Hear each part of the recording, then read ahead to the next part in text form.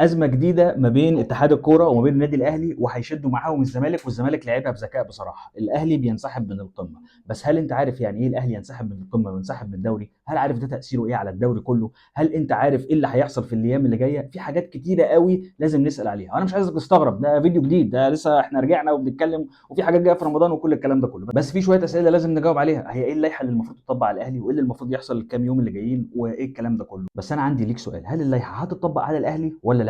انا عايزك تكتب لي ده تحت في الكومنتات. وغير ان اللائحه هتطبق على الاهلي ولا لا، طيب هل الماتش ده ممكن يعاد، وايه حكايه الطقم السعودي والطقم الليبي وكل الكلام ده كله؟ هنتكلم بالتفاصيل، بس قول لي رايك تحت في الكومنتات.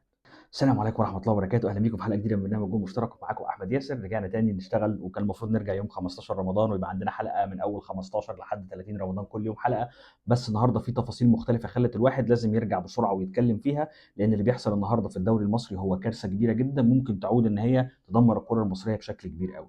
ليه؟ لان من البدايه النهارده لازم تبقى فاهم حاجه، ان نادي الزمالك راح الاستاد، وبما ان هو راح الاستاد وطاقم التحكيم راح الاستاد وطاقم التحكيم نزل واستنى المده القانونيه طبقا للقانون، فبالتالي بعد ما المده القانونيه ديت خلصت جوه الملعب الحكم صفر، وده معناها ان المباراه انتهت بانسحاب الاهلي من المباراه بالنتيجه 3-0، وفي نفس الوقت ان ده معناه ان الاهلي ركب دماغه وهينسحب من الدوري، وده عواقبه كبيره جدا، لان في الماده 51 من اللائحه اللي موجوده المفروض ان انت يتخصم منك 3 نقاط تكلف 20 مليون جنيه، غير كمان ان انت كل ما هم ليهم علاقه اسمه بالانسحاب دوت ان هم يتعاقبوا، وكمان الاهلي ينزل لدوري الدرجه الرابعه. ودي هنا بتنهي تقريبا الدوري المصري، لان تخيل كده اللي شايل الاعلانات والكلام ده كله هم يعتبروا الاهلي والزمالك والاتحاد والاسماعيلي، ويمكن اكبر نسبتين موجودين الاهلي والزمالك، لما طرف منهم ما يكونش موجود ده معناه ان الدوري اصلا ممكن ما يتلعبش من اساسه. والنهارده بعد صفاره الحكم في الملعب ده معناه ان الاهلي انسحب، والمفروض ان هو ما يطبقش عليه.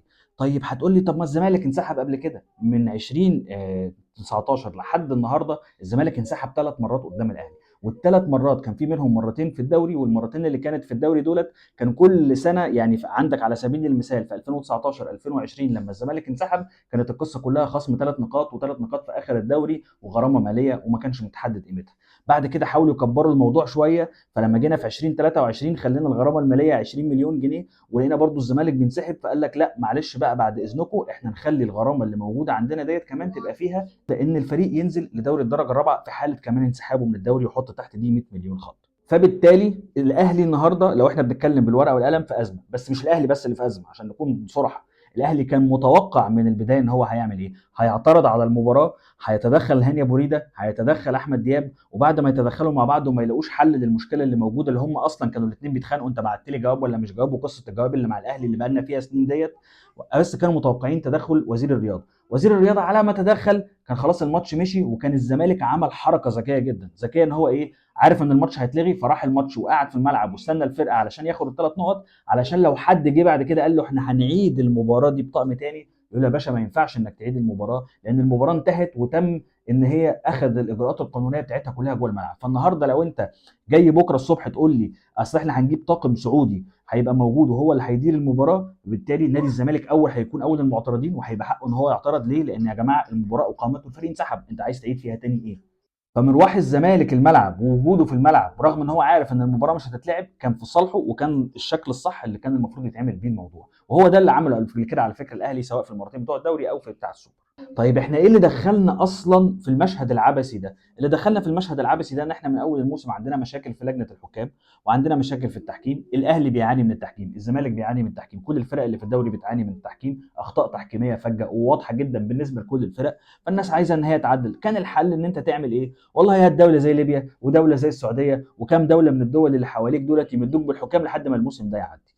طيب لو الاهلي ركب دماغه وقرر ان هو ينسحب من الدوري وهتطبق عليه اللائحه ان هو ينزل الدرجه الرابعه، ايه المخرج الوحيد اللي بالنسبه الموجود للنادي الاهلي في الوقت الحالي علشان يخرج من الازمه اللي هو بقى موجود فيها؟ ليه؟ لان لا اتحاد الكره اتحرك بسرعه ولا رابطه الانديه اتحركت بسرعه وحلت الازمه، فحطت كمان الاهلي معاها في الازمه ان هو دلوقتي الاهلي لازم ينفذ كلامه وينسحب.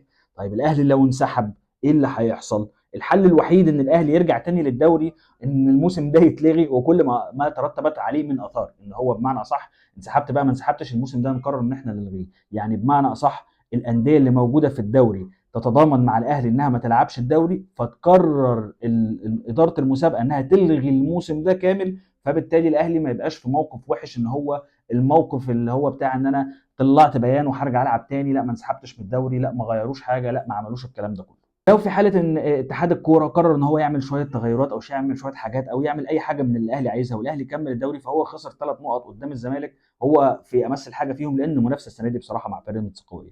بيراميدز برضو ممكن يخش معاك على الخط، لو لقى ان الدنيا مش في صالحه هيقدر كمان هو يخش يعمل معاك نوش.